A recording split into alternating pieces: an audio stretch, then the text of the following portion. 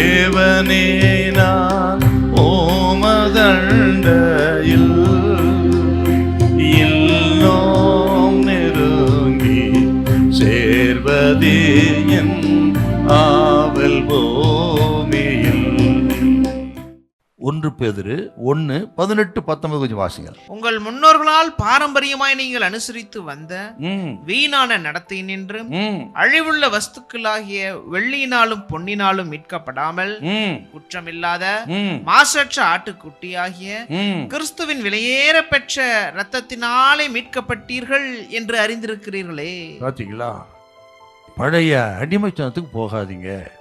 இன்னொரு விஷயத்தை மனசில் வைக்கணுங்க, யாரையும் நம்ம குற்றஞ்சாட்டவும் கூடாது, நியாயத்திற்கவும் நம்ம கூடாதுங்க. நாம் ஆவிக்கு ஏன் சொல்கிறேன்னா, நம்ம இதெல்லாம் கடைபிடித்து ஆவிக்கிற நிலைமை நல்ல நிலைமை இருக்கிறதுனால அப்படி இல்லாதவர்களை நாம் ஒரே அடியாக பாவிகள் என்று அவளை குற்றஞ்சாட்டி அவர்களை பலகீனம் உள்ளவர்கள் என்று சொல்லி நியாயந்திருக்கக்கூடாது. இன்னைக்கு அது அதிகம் கிறிஸ்தவத்தில். நாம் நல்ல மோர் ஸ்பிரிச்சுவல் என்கிறதுனால வளர்கிற கிறிஸ்தவர்கள், அடிப்படையிலே இருக்கிற கிறிஸ்தவர்கள், அவர்களை அற்பமாய் எண்ணுக்கிற போக்கு இன்னைக்கு கிறிஸ்தவத்தில் அதிகம். ஆகவே தான் கவனமாக இருக்கணுங்க. நம்ம யாரையும் குற்றஞ்சாட்டாதிருங்கள், நியாயம் தீர்க்காதிருங்கள். அதுவும் ரொம்ப முக்கியம் நமக்கு. இதை கேட்குற கத்திரி பிள்ளைகளே, நீங்கள் நன்றாய் வளர்ந்தவர்கள் என்பதனால யாரையும் குற்றஞ்சாட்டக்கூடாது.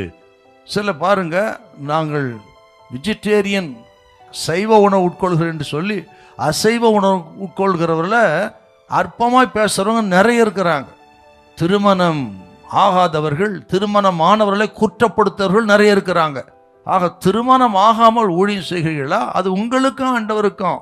அது அன்னகராக இருக்க அழைப்பு இருந்தால் அது உங்களுக்கும். அடுத்தவர்களை வந்து குற்றஞ்சாட்டக்கூடாதுங்க. இப்படி புசிப்பதை குறித்து, திருமணத்தை குறித்து, உங்களை போல் அவர்கள் இல்லாததை குறித்து, விசுவாச குறைவை குறித்து, விசுவாசம் உள்ளவர்கள் அவர்கள் அற்பமாக நினைக்காதீங்க.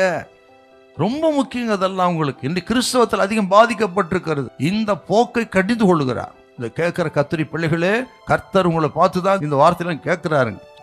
ஆகவே உங்களுடைய விசுவாச ஜீவியம் அடுத்தவருக்கு என்ன பாதிப்பாருக்கு தான் பார்க்கணும்.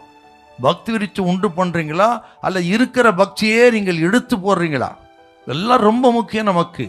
ஆகவே இதை மனதில் வைத்துக் கொள்ளுங்கள். மனதை வைத்துக்கொண்டு நல்ல உபதேசங்களை கடைபிடிங்க.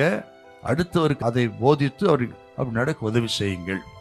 உங்களை கர்த்தர் அதிகமாய் ஆசீர்வதிப்பார். ஹல்லேலூயா, ஹல்லேலூயா.